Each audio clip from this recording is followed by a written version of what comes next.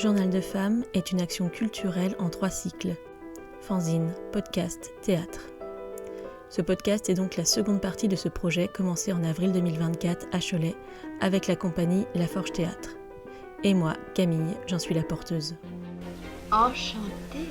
Pendant 8 séances, nous allons nous retrouver pour échanger avec différentes participantes qui vont profiter de cet espace pour s'exprimer.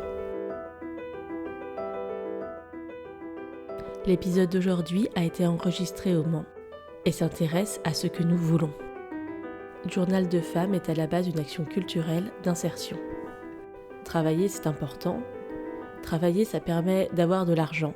Travailler, ça permet d'acheter du confort avec cet argent.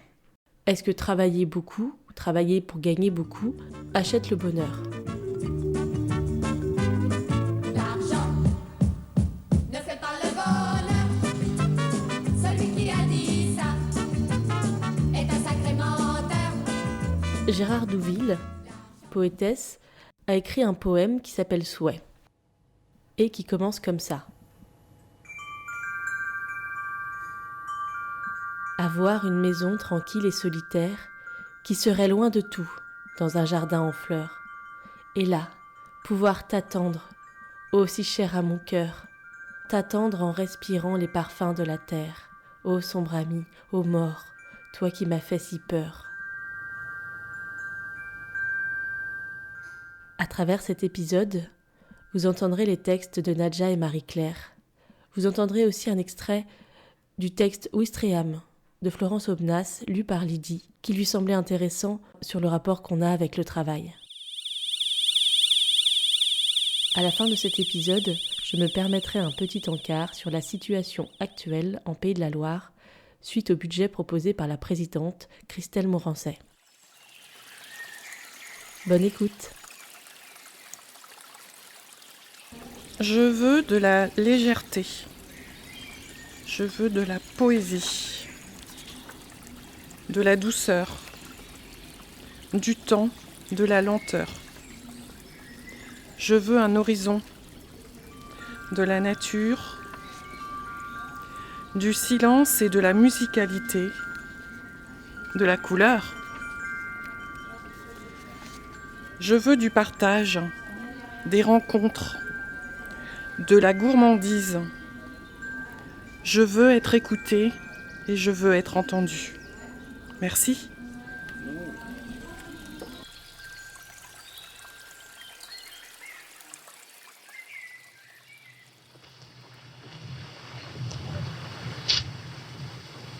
Je peux rester ou ça t'ennuie? Reste si tu veux. Ce que je veux. La liste des vouloirs, j'en ai fait énormément. Elle prenait l'encre dans les périodes de doute, de stagnation ou de changement. Faire la liste de choses pas encore réalisées. J'ai fait ce que je veux. C'est voyager, aimer, danser, chanter, crier, bouger, jouer. Toujours des listes où mon corps m'amènerait vers des destinations inconnues, comme aller voir des aurores boréales puis mourir, faire la transhumance des moutons avec un chien et gravir le sommet désertique pour être enfin en équilibre et croquer un quignon de pain accompagné d'un bon bout de fromage de chèvre bien sec, sans oublier la pomme à couteau. Faire l'amour avec plusieurs hommes en même temps, avoir des conversations à bâtons rompus en plusieurs langues et se comprendre, faire des longueurs de tissage de couleurs vives, des kilomètres qui défilent devant mes yeux, les faire vraiment. La liste de mes envies avec 18 millions à la banque. Une lampe pour l'entrée. Le poêle Tefal. Un couscoussier. Un nouveau manteau. J'ose le dire à personne. C'est ce que je voulais, mais actuellement, c'est comment réaliser ce que je veux avec ce que je peux.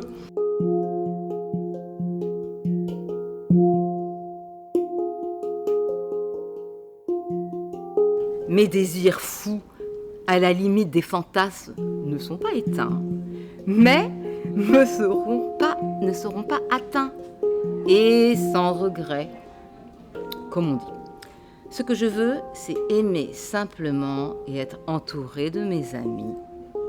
Des inconnus de la rue ou de la campagne, c'est trouver un équilibre entre les rêves et la réalité. C'est arriver à ne pas être velléitaire, mais faire avec l'aide des personnes. Ce que je veux, c'est surtout mieux me connaître et, au final, mieux m'accepter pour ne pas trop stresser. Je peux parler en connaissance de cause. Je prépare une maîtrise de philosophie. Mais ma philosophie, je la garde pour moi. Je n'ai aucune envie de la faire partager à des gens qui s'en foutent éperdument. Que ce soit la mienne, celle de Platon ou de Spinoza. Mais là, tu te trompes. Alors, je veux essayer de partager, de mettre de côté mon mental et ne pas fatiguer l'autre par ma drôle d'apparence. Faire avec ce que je suis, par exemple, j'oublie les noms des gens, des livres, je me précipite et saute du coq à l'âne, d'une idée à l'autre, sans y réfléchir, alors que mes amis aiment réfléchir et ils ont droit à leur espace de parole et d'écoute. Attends une seconde, tu entends ce son? C'est le son de ta liberté qui s'envole par la fenêtre pour toujours. Ce que je veux, c'est demander de l'aide pour mes possibles. Ils sont réalisables, mais coincés dans l'étau du libéralisme et ma tête. Peut-être bonne excuse pour ne pas être. Par exemple, actuellement, je voudrais gérer mon stress d'urgence de dire, de faire, ce qui est indispensable pour arrêter, ou plutôt m'apaiser et ne pas attiser les extrêmes, les tensions, les frustrations. Je veux prendre du temps et en même temps travailler pour apprendre et gagner ma vie. Je veux arriver à comprendre que gagner sa vie est possible sans être dans l'obsession d'apprendre à faire ce que j'aime. Mais faire sans être exploitée, soumise, continuer à vivre des moments de suspension où les mots provoquent des voyages sur place et du bien. Ce que je veux, c'est aider mon fils à prendre son envol avec grâce, si possible, pour qu'il puisse se sentir bien, pour qu'il accepte qui il est et qu'il trouve ce qui lui plaît, qu'il soit amoureux. Bien nourrir les souvenirs pour que Gaspard ne soit pas dans l'ignorance des actes de sa maman, de son passé, de son présent. Je veux pas l'embêter non plus.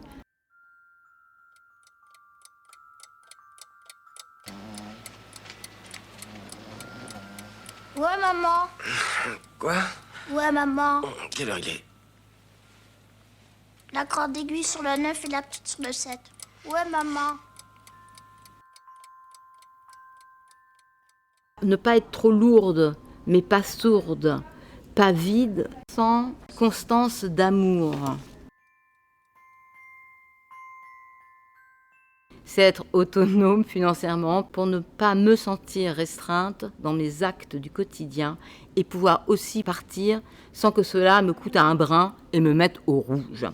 Ce que je veux, c'est que je sois plus à l'écoute pour tenter de désamorcer les tourbillons de violence palpables.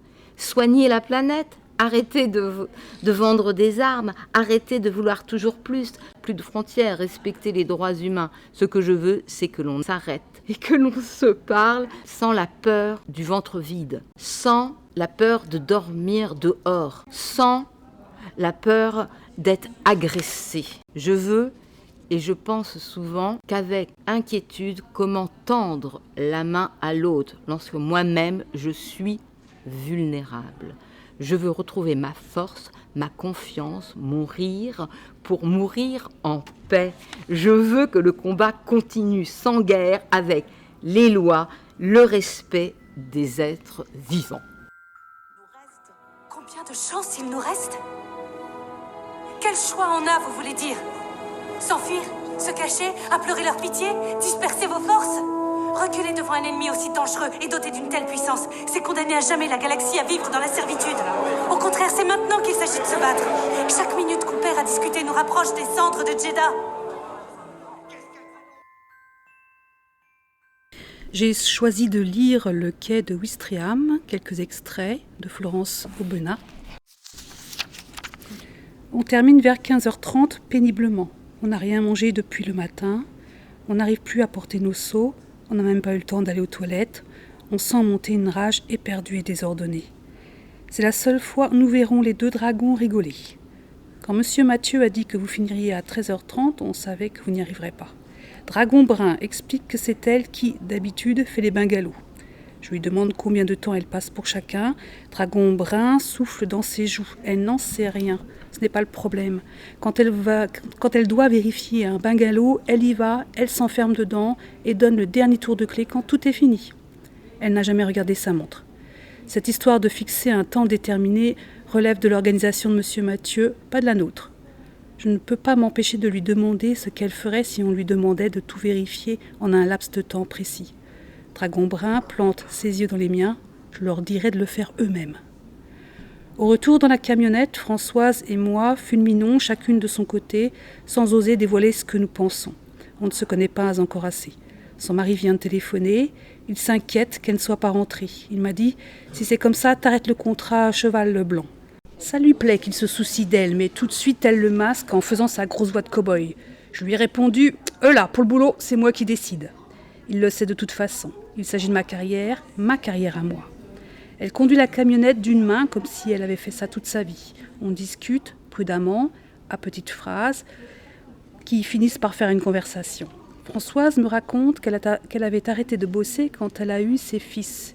Puis j'en ai eu marre de rester à la maison. Ça va bien 5 minutes. Il faut prendre de l'air, voir du monde. Elle s'est inscrite à Pôle emploi il y a quelques mois à peine. Elle a commencé à faire des remplacements dans une usine la nuit. Elle est passée au ménage, puis a décroché un premier contrat, l'Immaculée, presque tout de suite. Beaucoup d'autres se sont accumulés. Maintenant, elle est levée à 4 heures et ne revient pas avant 20 heures. Je ne tiens pas à rester en bas de l'échelle, j'ai de l'ambition, je veux monter. Quand elle va rentrer tout à l'heure, les enfants vont lui demander « Combien d'argent as-tu gagné aujourd'hui, maman ?» Ils ne l'avaient jamais vue travailler. Elle sera fière, elle va rire. Son mari aura tout fait, la cuisine, le ménage, et ce sera bien fait parce qu'ils sont maniaques tous les deux. Il est en congé maladie. Cela a d'abord été la main, puis le cœur. Maintenant, il touche une pension d'invalidité. Il ne veut pas que ce soit à vie. Il se bat pour retrouver une place. Ce serait le pire qui puisse nous arriver, vivre d'aide. Celui qui veut travailler, il travaille. On roule sur une route bordée d'arbres minces, frémissant sous la pluie, et derrière ces vitres embuées, la camionnette semble devenue un petit confessionnal. On se trompe d'embranchement, on repart dans l'autre sens, sans davantage trouver la voie rapide vers Caen. On tourne en rond, Françoise paraît sur le point d'exploser, le visage tendu de fatigue. Ses bras puissants donnent de grands coups de volant, la camionnette bondit. Son mari rappelle, elle crie « J'arrive !» Tout d'un coup, ça sort, putain de cheval blanc. On part dans un fou rire irrépressible.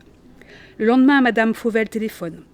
J'ai le sentiment qu'elle veille sur moi. Un remplacement est possible dans un laboratoire pharmaceutique à Hérouville-Saint-Clair pour 1 jour seulement, de 6h à 7h45. Je dis d'accord tout de suite.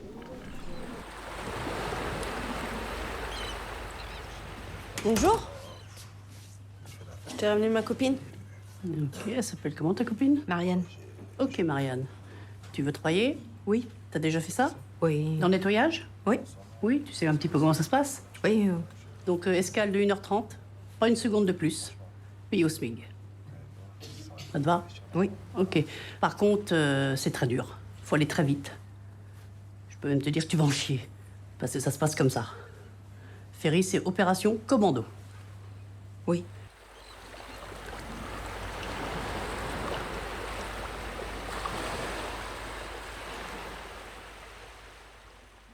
Pourquoi? Parce qu'on a parlé de la femme, de recherche d'emploi, de travail, et puis j'ai pensé tout de suite à la condition de la femme en recherche d'emploi, puisque ces femmes qui travaillent, là c'est clair, c'est à Ouistreham, hein, elles nettoient les cabines des passagers qui font les croisières ou les traversées.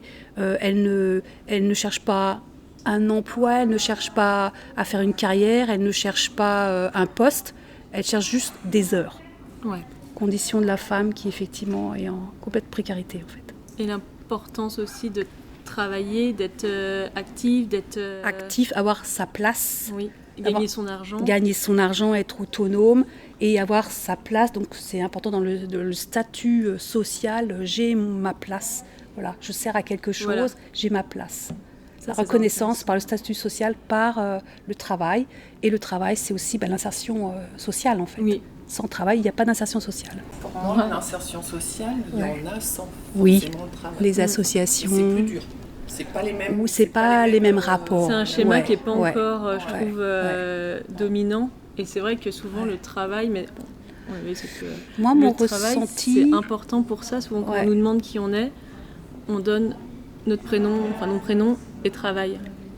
Oui, tout à fait. Et le statut. Oui, mais quand tu es demandeuse d'emploi, ça n'a rien à voir. Demandeuse d'emploi, c'est un... Enfin, tu as quand même un métier, donc tu peux très bien donner ton prénom et un métier. Le fait que tu travailles ou pas, c'est autre chose. Ouais. C'est une situation. Mais en attendant, ton métier, tu ne le perds pas. Oui. Donc pour moi, c'est pour ça que je dis le travail n'est pas forcément un vecteur d'insertion sociale. C'est parce que de toute façon, tu es là en tant que citoyen. Tu es investi dans d'autres choses autrement, mais tu es quand même là en tant que personne. Et dans les jeux télévisés, quand quelqu'un se présente, votre prénom ou ton prénom, s'il se tutoie, et tu fais quoi dans la vie ? T'as quel âge et tu fais quoi dans la vie ? Et si la personne ne travaille pas, elle dit en recherche d'emploi, et le modérateur réagit tout de suite dans quel domaine ? Je suis d'accord, mais on n'est pas obligé non plus. Personne ne nous oblige à présenter comme ça. Moi, tu fais quoi dans la vie ? Je vais répondre plein de choses. Je rencontre les gens, je prends du temps, je m'investis dans une association. Mais c'est pas la majorité des gens. C'est vrai que c'est comme ça. Ouais, c'est comme ça. Enfin, je suis d'accord avec toi parce que c'est comme ça qu'il faudrait qu'on arrive à se définir. Mais encore beaucoup, on est trop défini par un emploi, comme les jeux télé, le fait qu'est-ce qu'on fait. Mais on en revient à quelque chose qu'on avait discuté. Le métier n'est pas représentatif de la personne que tu es. Tu peux être contrôleur des impôts et à côté être un véritable clown. Il y en a. Contrôleur des impôts, ça va être ta profession, mais ça ne dit rien de la personne que tu es à côté. Et les personnes qui ont plusieurs métiers. Voilà. Comment elles se définissent ? Mouton à 5 pattes. Bon, merci beaucoup. Je t'en prie.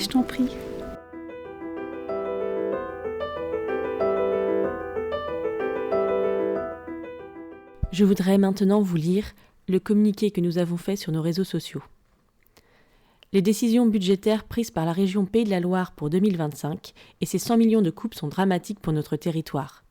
La Forge Théâtre, bien que non concernée car non subventionnée directement, déplore les conséquences qu'aura une telle politique sur son existence. 50% des compagnies de théâtre, de danse et de groupes de musique vont disparaître, selon Pierre Robat, comédien et membre du syndicat national des arts vivants. Ces décisions ne touchent pas que la culture, elles coupent aussi les budgets des associations et collectivités de sport, concernant la jeunesse, la solidarité, l'agriculture, la prévention, l'environnement, le patrimoine, etc. La politique menée par la présidente de région est idéologique. Elle vise à supprimer petit à petit les services proposés aux publics éloignés, ruraux, précaires, minorités, etc. Nous sommes toutes victimes de ces décisions. C'est pourquoi nous vous invitons à agir en signant la pétition sur change.org. En manifestant ce jeudi 5 décembre, vous pouvez retrouver les lieux et les dates sur le profil de cultureenlutte.pays de la Loire sur Instagram, mais aussi en partageant les contenus sur vos réseaux. L'équipe de la Forge Théâtre, merci de nous avoir écoutés.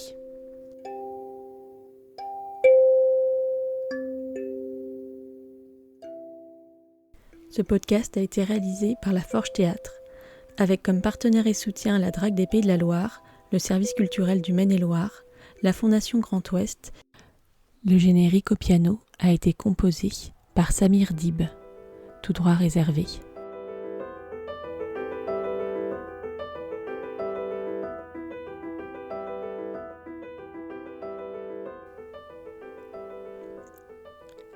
Les différentes pistes audio proposées lors de ce podcast, hors le générique au piano, ont été proposées par Sonia avec des instruments qu'elle utilise lors de ses séances de sonothérapie.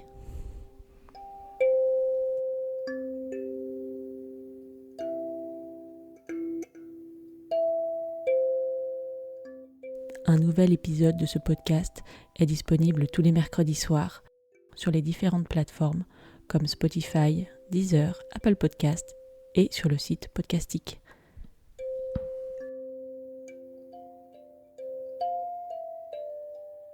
Merci à vous.